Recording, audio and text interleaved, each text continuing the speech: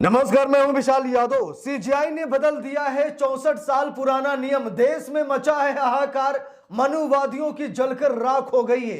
दोस्तों, बात यह है कि दलितों, पिछड़ों और आदिवासियों को बहुत बड़ा अधिकार मिल गया है। सीजीआई ने 64 साल पुराना नियम बदल दिया है। हम सभी लोगों को मालूम है कि मनुवादियों का अपना खुद का एक संविधान है, मनुवादियों के अपने नियम और कानून है, और बड़े पद पर मनुवादी बैठे हैं और बड़े बड़े नियम कानून बनाते हैं। लेकिन आज सीजीआई ने क्या किया? 64 साल पुराना नियम बदल दिया है और दलितों, पिछड़ों और आदिवासियों को बहुत बड़ा अधिकार दे दिया है। दोस्तों, बहुत बड़ी खबर है। अब सुप्रीम कोर्ट में एक हिसाब से मनुवादियों के दिन लद गए हैं। अब सुप्रीम कोर्ट से, देश की अदालतों से मनुवादियों को भागना पड़ेगा और दलितों, पिछड़ों और आदिवासियों को बहुत बड़ा पद मिलेगा। दोस्तों, बात यह है कि कहा भी जाता है कि जिसकी जितनी संख्या भारी, उसकी उतनी हिस्सेदारी। जब देश में दलित, पिछड़े, आदिवासी ज्यादा हैं, तो भैया देश की संवैधानिक संस्थाओं में क्यों नहीं है?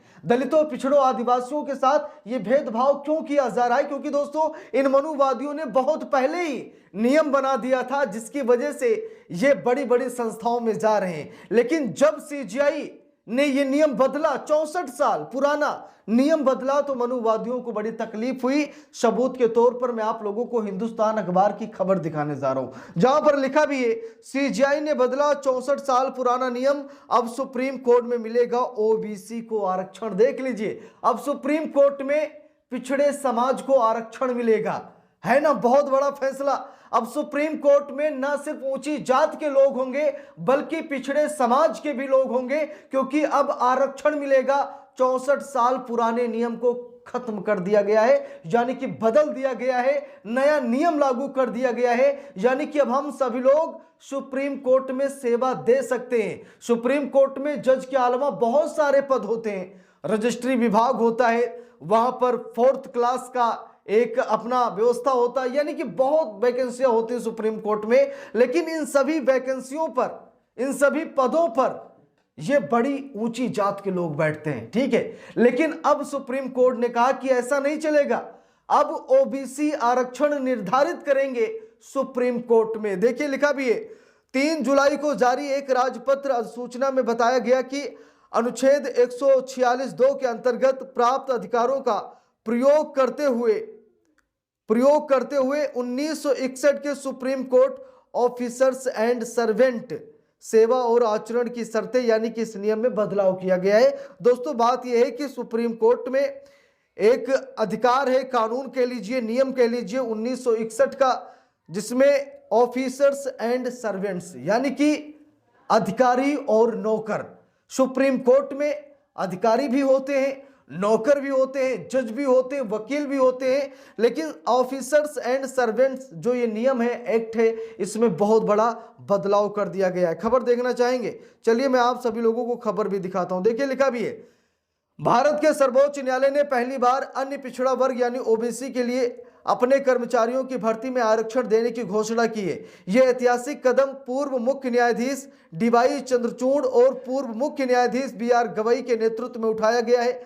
3 जुलाई को जारी एक राजपत्र अधिसूचना में बताया गया कि अनुच्छेद 146(2) के अंतर्गत प्राप्त अधिकारों का प्रयोग करते हुए 1961 के supreme court officers and servants, यानी कि सेवा और आचरण की शर्तें, नियमों में संशोधन किया गया है। तो बात यह है कि पूर्व सीजीआई डीवाई चंद्रचूड़ और पूर्व सीजीआई जस्टिस बीआर गवई ने यह फैसला लिया था, जो आज प्रभावी तौर से लागू हो गया है। और इन दोनों सीजीआईज को लाखों सलाम, करोड़ों सलाम।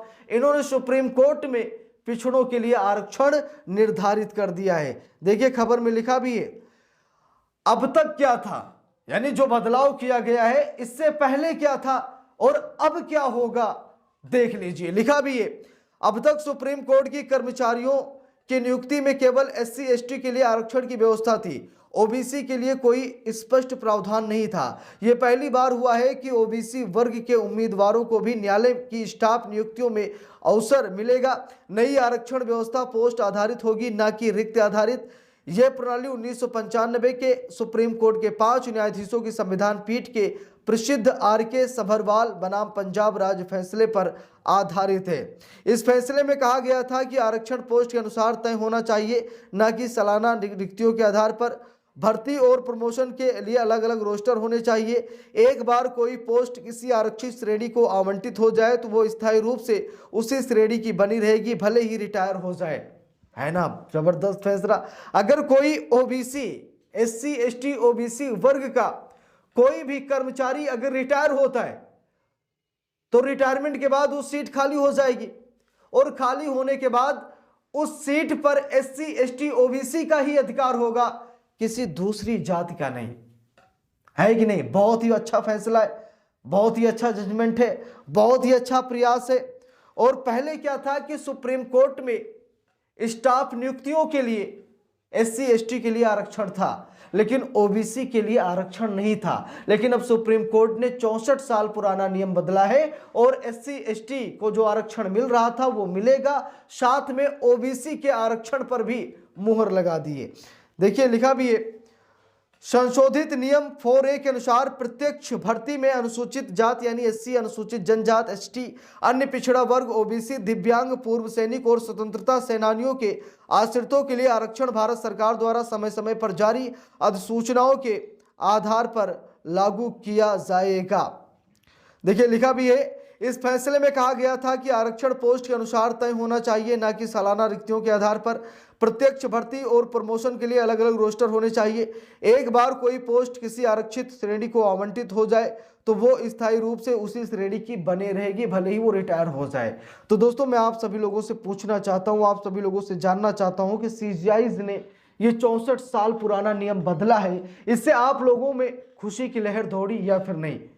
हो सकता है कि आपको सुप्रीम कोर्ट से कोई लेना देना ना हो सकता है कि आपके सगे संबंधियों को भी लेना देना ना हो सकता है कि आप सुप्रीम कोर्ट में किसी भी पद के लिए, चाहे आप ऑफिसर्स के लिए या सर्वेंट्स के लिए, आप किसी के लिए अप्लाई ना कर रहे हो, कोई मतलब नहीं है, लेकिन है तो आपके वर्ग के लिए, आपकी जात के लिए, आपके समाज के लिए, है तो कल्याणकारी ही ना। 64 साल पुराना नियम बदला गया है, इतिहास रच दिया है पूर्व सीजीआई जस्टिस बी.आर. गवई और पूर्व सीजीआई डी.वाई. चंद्रचूड़ ने, इतिहास रच कर गए हैं। ठीक है, और इन्हें हम जिंदगी भर याद रखेंगे, इन्हें अपना आइडल समझेंगे, क्योंकि जो हमारे अधिकारों की रक्षा करता है, हमारे अधिकारों की रक्षा सुनिश्चित करता है, हम उसे कभी नहीं भूल सकते, हम उसे हमेशा याद रखेंगे। तो दोस्तों मैं आप सभी लोगों से राय जानना चाहता हूं, 64 साल पुराना नियम बदला गया है, आप सभी लोग खुश हैं या फिर नहीं? कमेंट बॉक्स में जरूर बताइएगा। इस वीडियो को ज्यादा से ज्यादा लोगों तक शेयर कीजिएगा। अगर चैनल पर नए हैं सब्सक्राइब करके सपोर्ट कीजिएगा। मिलते हैं दूसरी वीडियो में, तब तक के लिए बहुत बहुत धन्यवाद।